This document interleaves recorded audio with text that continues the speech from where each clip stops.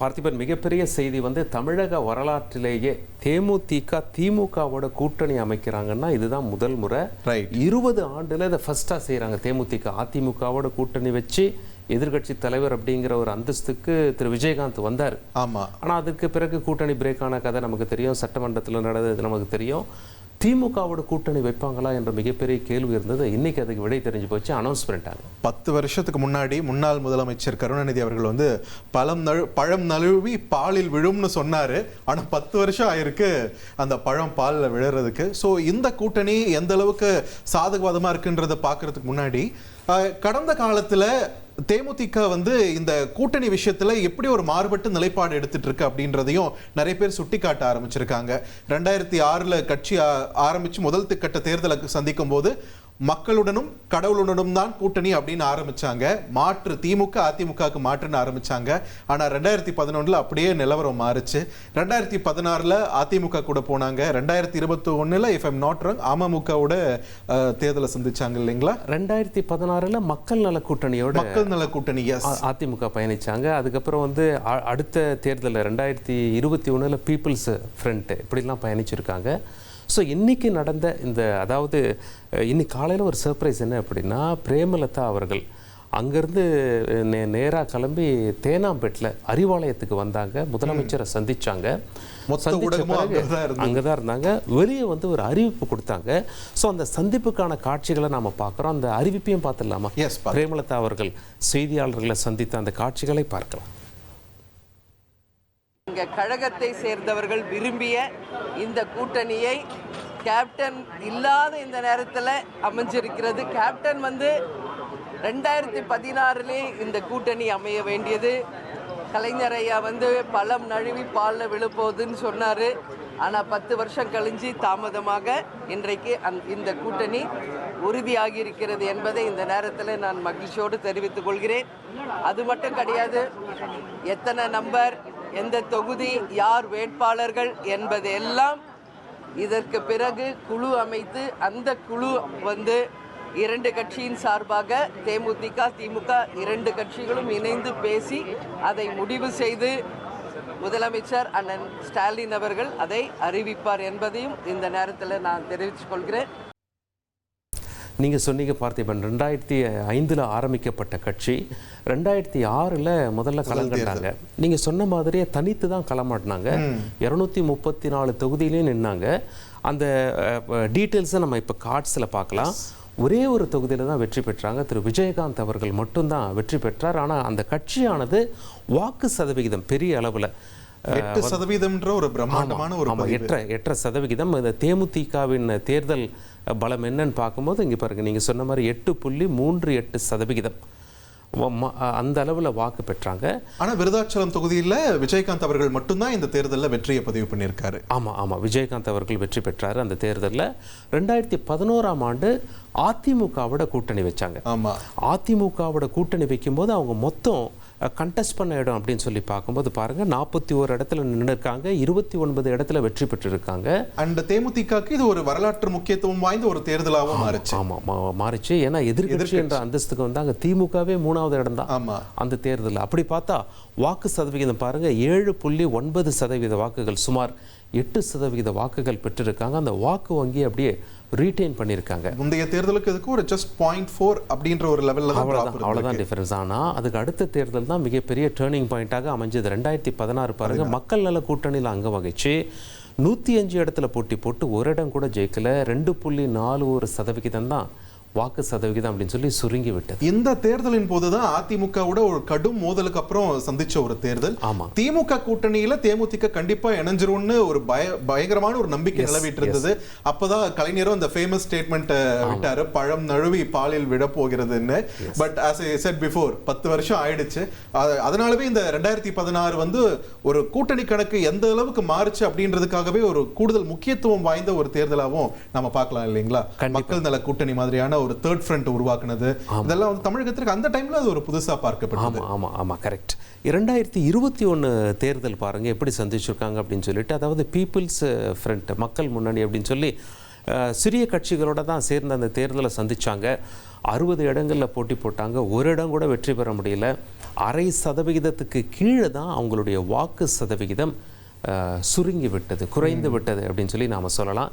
So தனியாக பயணிக்கும் போதும் பெரிய கட்சிகளோடு பயணிக்கும் போதும் பெரிய அளவில் ஒரு வாக்கு சதவிகிதத்தை அவர்கள் வைத்திருப்பதை நாம் பார்க்க முடிகிறது, சுமார் 8%. ஆனால் சிறிய கட்சிகளோடு சேர்ந்து பயணிக்கும் போது அவர்களுடைய வாக்கு சதவிகிதம் குறைவதையும் நாம் பார்க்க முடிகிறது. இந்த முறை கூட்டணி பேச்சுவார்த்தை வரும்போது இந்த வாக்கு சதவீதத்தை வச்சுதான் நிறைய விமர்சனங்கள் தேமுதிகவை நோக்கி முன்வைக்கப்பட்டது இல்லைங்களா? இவ்வளவு குறைவான வாக்கு சதவீதம் வச்சுக்கிட்டு எப்படி நீங்க பேசிட்டு இருக்கீங்கன்ற மாதிரியான விமர்சனங்கள் வந்தது. பட் எல்லாத்துக்கும் இன்னைக்கு பதில் கிடைச்சிருச்சு, எந்த கூட்டணின்றதும் உறுதியாயிருக்கு. பெரிய கட்சியோட கூட்டணி வச்சிருக்காங்க, நிச்சயமா வாக்கு சதவீதம் அதிகரிக்கும் என்ற எதிர்பார்ப்பு அரசியல் வட்டாரங்கள்ல அதிகரிச்சிருக்கு. ஆனால் அதே நேரத்தில் அரசியல் வட்டாரத்தில் என்ன பேசிக்கிறாங்க அப்படின்னா, காங்கிரஸ் என்ன சொல்ல போகிறாங்க அப்படின்னு சொல்லி பேசிக்கிறாங்க. ஏன்னா ஆட்சியில் பங்கு வேணும், கட்சியில் பங்கு வேணும், கூடுதல் இடங்கள் வேணும். இன்ஃபேக்ட் நம்மளோட கார்ட்ஸை நாம் இன்னும் உற்று பார்த்தோம் அப்படின்னா, அந்த பர்டிகுலர் 2021 தேர்தலில் பிரேமலதா அவர்கள் போட்டியிட்டு இருப்பாங்க. பிரேமலதா அவர்கள் போட்டியிட்ட தொகுதியில் நீங்கள் பாருங்கள், அடுத்த கார்டில் அது டிஸ்பிளே ஆகும். பிரேமலதா அவர்கள் போட்டியிட்ட தொகுதி அப்படின்னு சொல்லி பார்க்கும்போது விஜயகாந்த் அவர்கள் முன்பு போட்டியிட்டு வென்ற தொகுதியில், அதே தொகுதியில் 3வது இடம் வந்திருக்காங்க. ஆனால் முதல் இடம் வந்தவர் காங்கிரஸ். அப்போ இந்த முறை அதே விருதாச்சலமை அந்த தொகுதியை பிரேமலதா அவர்கள் கேட்டு பெற்றால் காங்கிரஸ் கட்சி என்ன செய்யும்? விட்டு கொடுக்குமா அல்லது இல்லை எங்களுக்கு அந்த தொகுதி வேணும் அப்படின்னு சொல்லி அவங்க வந்து வலியுறுத்துவாங்களா அப்படிங்கிற கொஸ்டின் ஒன்று. ரெண்டாவது ஒரு இன்ட்ரெஸ்டிங் பாருங்கள், அடுத்த கார்டில் இருக்குது. 2024 நாடாளுமன்ற லோக்சபா தேர்தலில் அதாவது மாணிக்கம் தாகூர் வெற்றி பெற்ற எலெக்ஷன் அது. ஆனால் யாரை எதிர்த்துன்னு பாருங்கள், விஜய் பிரபாகரன், விஜயகாந்த் அவர்களுடைய மகனை எதிர்த்து களமாடினார். அதிக வாக்கு வித்தியாசமெல்லாம் இல்லை, சுமார் 4500 வாக்கு வித்தியாசம்தான்.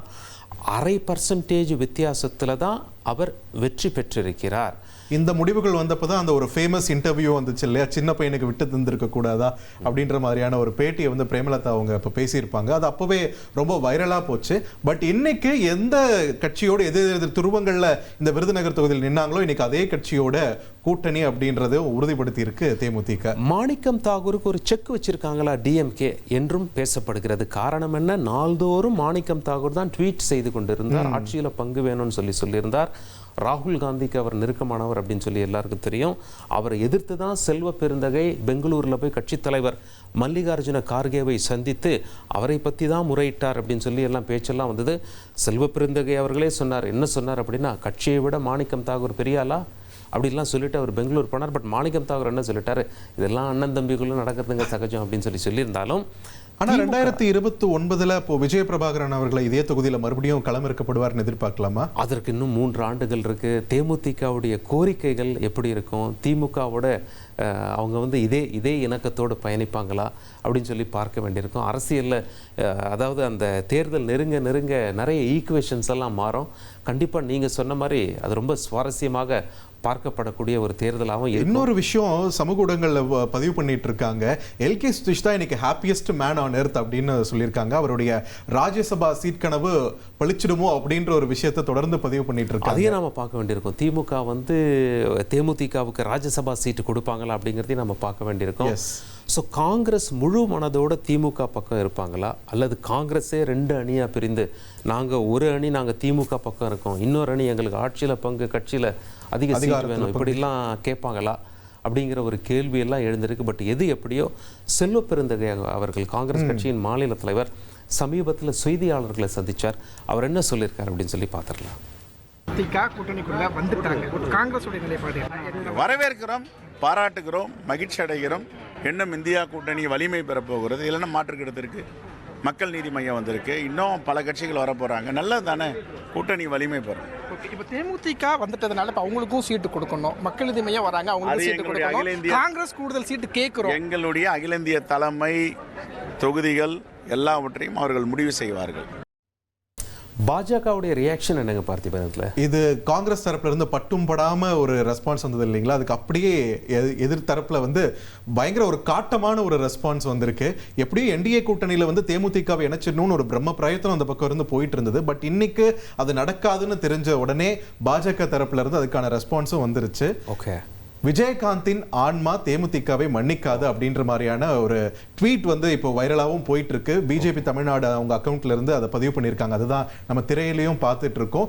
கேப்டனின் ஆன்மா மன்னிக்காதுன்ற ஹேஷ்டாகோட இந்த புது கூட்டணி உதயமானது விமர்சிச்சு அவங்க கருத்தையும் பதிவு பண்ணியிருக்காங்க. ஓகே ஓகே இதுக்கு கவுண்டர் கொடுக்குற மாதிரி இப்போ திமுக பக்கத்துல இருந்து அந்த சமூக வலைத்தளத்துல என்ன போடுறாங்க அப்படின்னா, அம்மாவின் ஆன்மா அதிமுகவை மன்னிக்காது.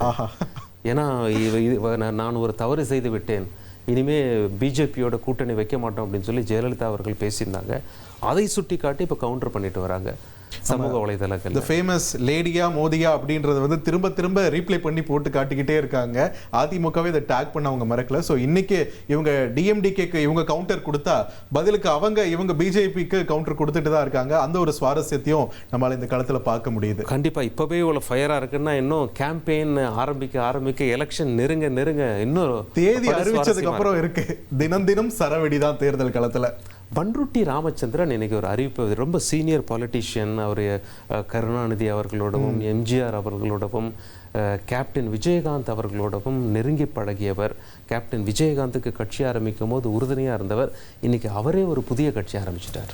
அப்படியா? புதிய கட்சி? ஆமாம். அதற்கு பெயர் என்ன சொல்லிட்டார் அப்படின்னா எம்ஜிஆர் அதிமுக. ஆனால் அவர் வந்து 88 வயது கிட்டத்தட்ட நெருங்கிட்டார் இல்லைங்களா? அவர் சொல்கிறார் தேர்தல் எங்களுடைய நோக்கம் இல்லை, பட் நாங்கள் ஆதரவு தெரிவிப்போம், நாங்கள் ஒரு ஸ்டாண்ட் எடுப்போம், ஆதரவு தெரிவிப்போம் அப்படின்னு சொல்லியிருக்காரு. ஸோ அவர் யாருக்கு ஆதரவு தெரிவிக்க போகிறார்? கண்டிப்பாக அதிமுகவை எதிர்த்து தான் எம்ஜிஆர் அதிமுகன்னு ஒன்று ஆரம்பிச்சிருக்காரு அப்படிங்கிறது இன்னைக்கு ப்ரெஸ் மீட்லேருந்து புரியுது.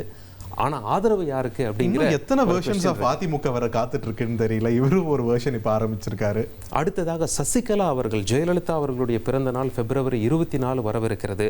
சசிகலா அவர்கள் என்ன புதிய அறிவிப்பு வெளியிடுவார் என்றும் பேசப்படுகிறது. ஒருவேளை அந்த புதிய அறிவிப்பு கட்சி தொடங்குறது தொடர்பாக இருக்குமா? அப்படி கட்சி தொடங்கினா யார் கூட பயணிப்பார்? விஜயோட பயணிக்க வாய்ப்பு இருக்கிறதா? இப்படி பல கேள்விகள்லாம் முன்வைத்து இன்னொரு வெர்ஷன் ஆஃப் அதிமுக தான் இல்லைங்களா? அதிமுகவின் வாக்குகள் வந்து இந்த விதத்திலையும் பிரியறதையும் நம்மால பார்க்க முடியுது. அதே அதிமுகவில் முக்கிய அங்கம் வகித்த திரு ஓபிஎஸ் அவர்களுடைய ஓபிஎஸ் முடிவு என்ன அப்படிங்கிறது தெரியல. ஸோ அவர் எந்த பக்கம் பயணிப்பார்னு அவர் ரொம்ப நாளா முடிவு எடுக்க போறோன்றாரு. அதுக்கப்புறம் ஆலோசனை நடத்துறாரு, எழுத்துப்பூர்வமா உங்களோட கருத்துக்களை சொல்லுங்கன்றாரு. ஆனா முடிவு மட்டும் சொல்லவே மாட்டேங்கிறாரு. தை பிறந்தால் வழி பிறக்கும்னு சொல்லியிருந்தார், பட் மாசி வந்துருச்சு அப்படிங்கிறதையும் சுட்டி காட்டினாங்க. இன்னும் ஓபிஎஸ் அவர்களுடைய முடிவும் தெரியல. அப்படியே நம்ம பாமக சைடு போனோம்னா அங்கே என்ன அப்டேட்ஸ் இருக்குங்க பார்த்திபன்? பாமகவை பொறுத்த வரைக்கும் அதிமுக கூட்டணியில ராமதாஸ் அவர்கள் இணைக்கிறாரா அப்படின்ற ஒரு கேள்வி பலமா எழ தொடங்கி இருக்கு. ஆல்ரெடி அன்புமணி அவர்கள் இணைஞ்சிருக்காரு.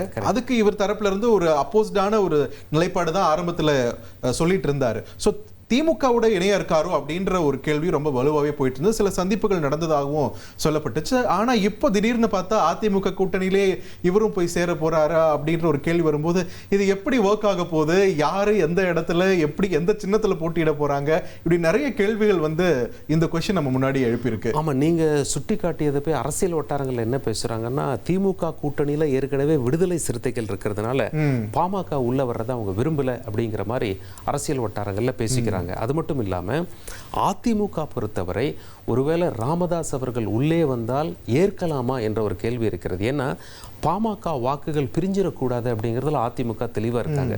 பாமக முழுமையாக நம்ம கிட்ட வரணும். அன்புமணி தனியாக இருக்காரு, ராமதாஸ் அவர்கள் தனியாக இருக்காங்க.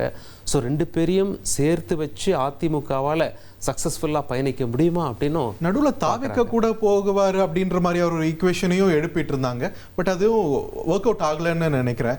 ஸோ திமுக இல்லை அப்படின்றது ஆயிடுச்சுன்னா நீங்கள் குறிப்பிட்ட மாதிரி விசிக வந்து ரொம்ப தெளிவாக இருக்காங்க.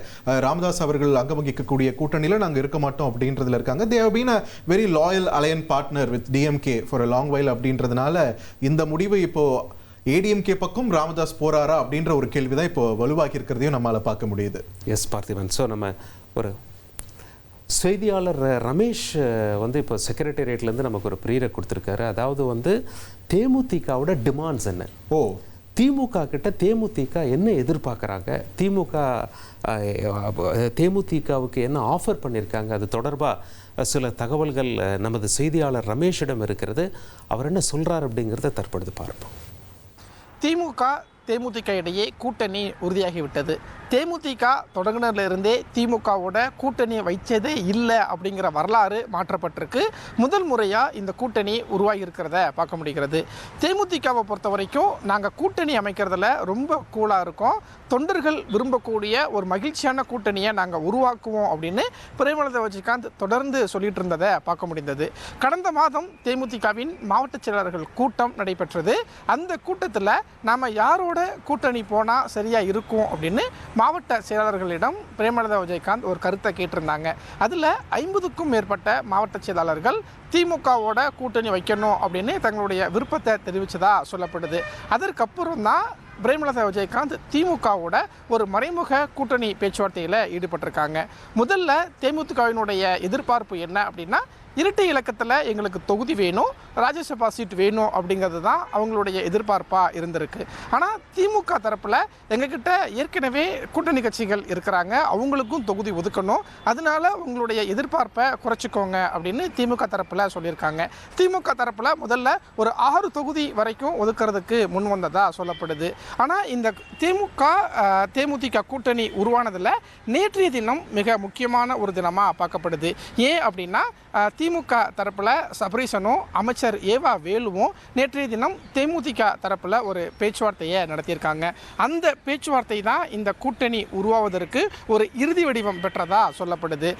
திமுக தரப்பில் இருந்து தேமுதிகவுக்கு 7 தொகுதிகள் வரை ஒதுக்கலாம் அப்படின்னும், ஒரு ராஜ்யசபா சீட் கொடுக்கப்படலாம் அப்படின்னும் தகவல் வெளியாகி இருக்கிறது.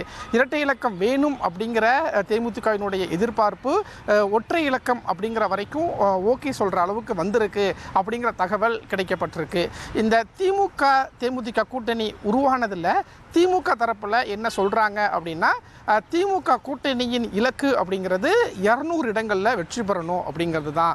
தேமுதிகவுக்கு அப்படின்னா ஒவ்வொரு தொகுதியிலையுமே கணிசமான வாக்கு வங்கி இருக்குது. நிறைய தொகுதிகளில் 5000 25,000 வரைக்கும் அவங்க வாக்கு வங்கி வச்சுருக்கிறாங்க.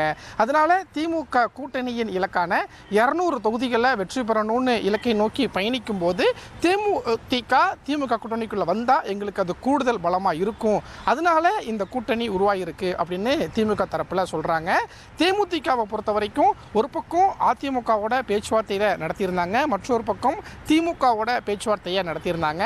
இதில் மாவட்ட செயலாளர்களும் தேமுதிக தொண்டர்களும் எதிர்பார்த்த ஒரு விருப்பம் தெரிவித்த ஒரு கூட்டணியாக இந்த கூட்டணியை நாங்கள் உருவாக்கியிருக்கோம் அப்படின்னு தேமுதிக தரப்பில் சொல்கிறாங்க.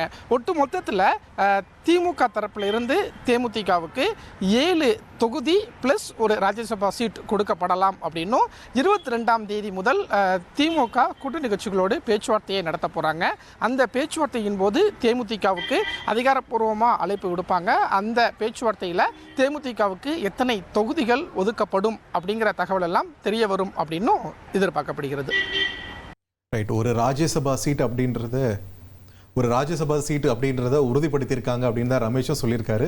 ஸோ எல்கே சுதீஷ் அவர்களுடைய பேர் தான் மறுபடியும் இப்போ ஃப்ரண்ட் ரன்னிங்கில் இருக்கு. மார்ச்சில் தேர்தல் இல்லைங்களா மாநிலங்களவை எம்பிக்களுக்கான? மார்ச் 16ஆம் தேதி தேர்தல் இருக்கு. திமுக 4 ராஜ்யசபா எம்பிக்களை, அதாவது 4 பேரை எம்பியாக தேர்வு செஞ்சு ராஜ்யசபாக்கு அனுப்பலாம். அதிமுகவுக்கு 2 எம்பி பதவிகள் அதில் இருக்குது. மொத்தம் 6 பேருடைய பதவிக்காலம் முடிவடையுது.